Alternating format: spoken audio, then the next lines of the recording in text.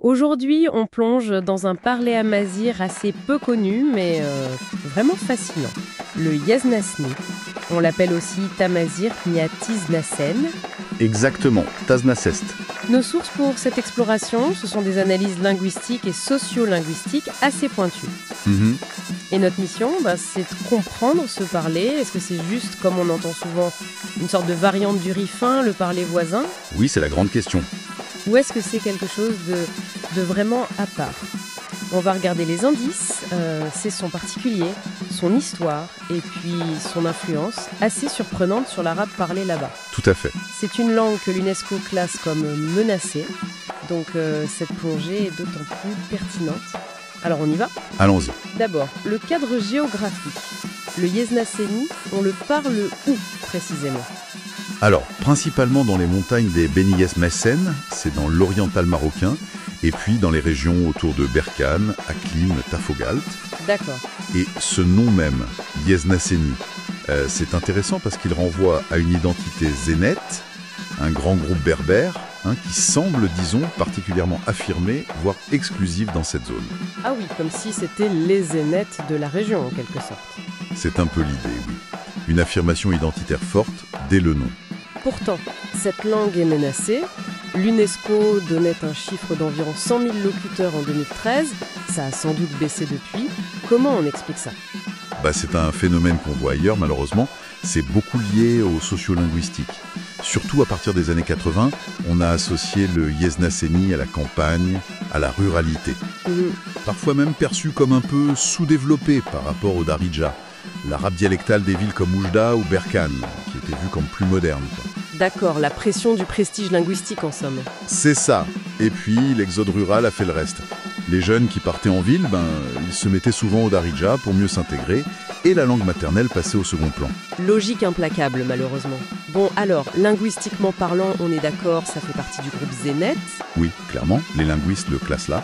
Mais cette confusion avec le rifin, le tarifite, parler juste à côté, elle vient d'où? C'est si proche que ça? Alors, proche géographiquement, oui. Mais linguistiquement, la plupart des spécialistes disent non, ce n'est pas du rifin. Et la raison principale, elle est... Dans les sons? La phonologie? Exactement. La phonologie, c'est souvent là qu'on trouve les marqueurs les plus fiables de l'histoire d'une langue. Et là, les différences sont vraiment nettes. Elles montrent que le Yeznesni a eu son propre chemin évolutif. Ah, ça devient technique, mais passionnant, hein. Alors, ces différences de sons, c'est quoi par exemple? Mais prenons des choses très concrètes. Par exemple, le son L. En rifin, un ancien L a souvent évolué en R. Ouais. En Yeznesni, non. Le L est resté L. C'est un trait plutôt conservateur par rapport au rifin. D'accord, premier indice. Autre chose, le T féminin au début des mots. En rifin, il devient souvent C, un son T. En Yeznesni, il reste T. Tamel alt, l'œuf. En Yeznesni, en rifin, on aura quelque chose comme Tam Djaret. C'est pas le même mot, mais même si c'était le même étymon, le T initial serait différent. Claire, et il y avait aussi une histoire de L double. Oui, le L géminé. En rifin, ça a tendance à devenir dje. Le mot pour roi, edjelid en Yeznesni, mais edjid en rifin. Tu vois, ce sont des changements systématiques qui montrent deux branches distinctes. C'est fou comme un petit son peut raconter une histoire différente. Et au-delà des sons, est-ce que la structure des mots, la morphologie, a aussi ses petites manies? Oui, tout à fait. On remarque deux tendances intéressantes. D'abord, ce qu'on appelle la lénition, c'est un adoucissement des consonnes, qui est assez poussé. Par exemple, un K peut devenir ye. Ah oui. Oui. Le mot pour viande, aksoum dans beaucoup de parlers, peut se prononcer aïsoum en Yeznesni. Ou un T peut devenir he, comme dans nitnin, e, qui devient nihnin. Intéressant cet adoucissement. Et l'autre tendance, c'est de mettre le A au début de certains noms masculins. On dit fus pour main, là où beaucoup d'autres disent afous. Ce sont des innovations propres au Yeznesni.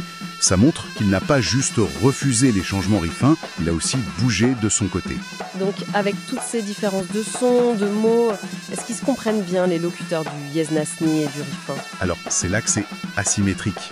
En général, un rifin va comprendre assez bien le Yeznesni. D'accord. Mais l'inverse, pour un locuteur du Yeznesni, comprendre le rifin, c'est souvent plus difficile. Ah bon? Pourquoi?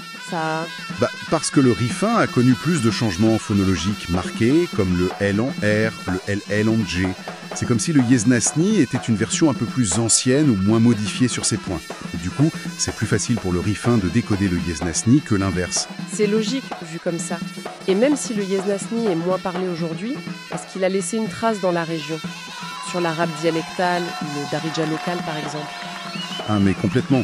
C'est un cas d'école de ce qu'on appelle un substrat linguistique. C'est-à-dire? C'est comme si le Yeznesni était les fondations sur lesquelles s'est construit le Darija parlé dans l'oriental, à Oujda, Berkane. Le passage au Darija n'a pas tout effacé, loin de là. Ce Darija local a hérité d'énormément de mots Yeznesni, surtout pour tout ce qui est vie quotidienne, agriculture, etc.